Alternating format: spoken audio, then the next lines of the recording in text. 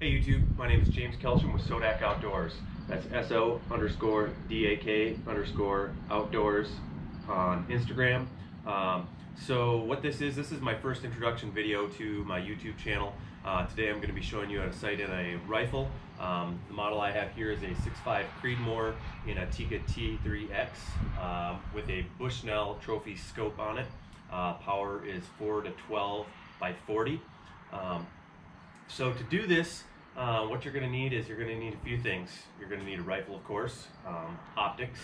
I really like the Caldwell lead sled to hold and keep your rifle steady when you're sighting in so that you can keep it consistent. You're also going to need ear protection so you don't go deaf. If you're going to be shooting a lot of rounds, it's always a good idea. You're going to need ammunition that you're going to consistently use. I prefer Nosler ammunition. They have some affordable stuff. This model here is a 6.5 Creedmoor 140 grain ballistic tip. And what we're going to do is we're going to actually start by sighting it in at 50 yards, trying to get on paper. And then finally you're going to need optics and a paper target. So you can affix your paper target downrange. Make sure to put your flag up on the range so that others know that you're downrange so you don't get shot. And what we're first going to do is try and get on paper. So this rifle here has already been bore sighted, and what a bore sight is it's a laser either in a cartridge that will fit in your gun or can mount on your gun somehow, that you aim at a wall to sight it in and get it as close as possible. So now what we're going to do is we're going to try and get close to being accurate, and then I'm going to move to a 100-yard range, and then I'm going to sight it in at 100 yards, 2 inches high. I believe this caliber is actually 2.1 inches high to get myself zeroed in at 200 yards, because that's where most of my shots are going to be taken, in that 200-yard range. And then I'll need to aim a little higher or lower depending on if they're closer or farther away. But let's go ahead and get started and show you how to sight in a rifle.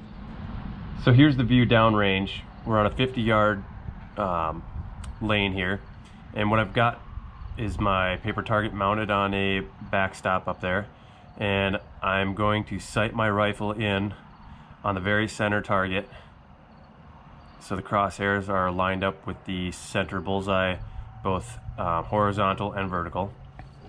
I've got the gun mounted in the lead sled.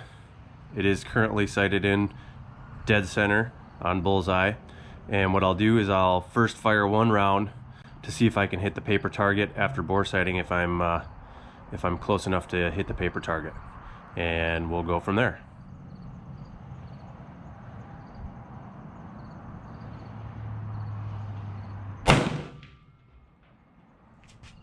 So you can see we were able to hit paper after bore sighting. So now what we'll do is we'll use that reference to adjust our optics on the rifle. So at 50 yards, we're 1.5 inches low and about 3/4 of an inch left. Now, since my rifle is set, or my optics are set for 1/4 inch MOA at 100 yards, we'll have to adjust a little bit since we're at 50 yards. So it'll actually be half of a 1/4 inch, which would be 1/8 of an inch.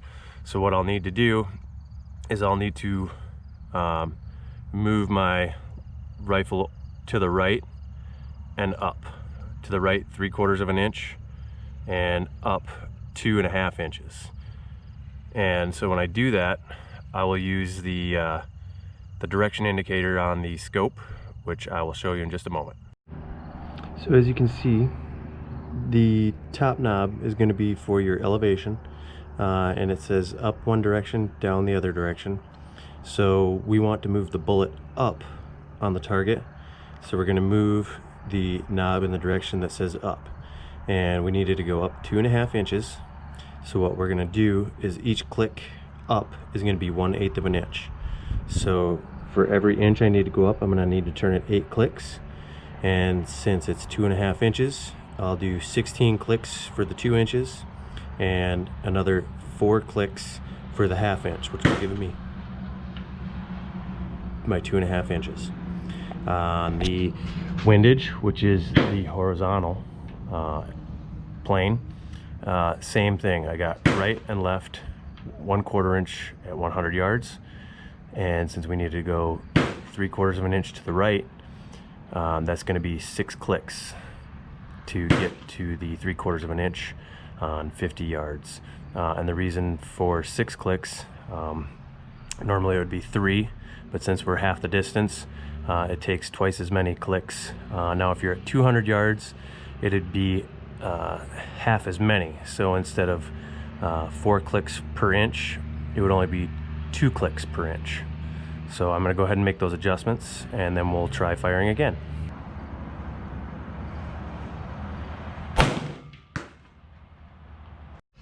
Now you can see we are within a 1/2 inch of the center of the target.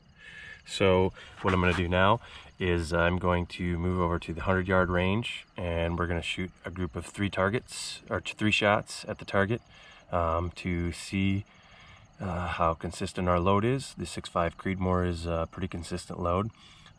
Just depends on the cartridge that you're shooting, but we're going to go ahead and move to the 100-yard range and shoot a group of 3 and see how our grouping is.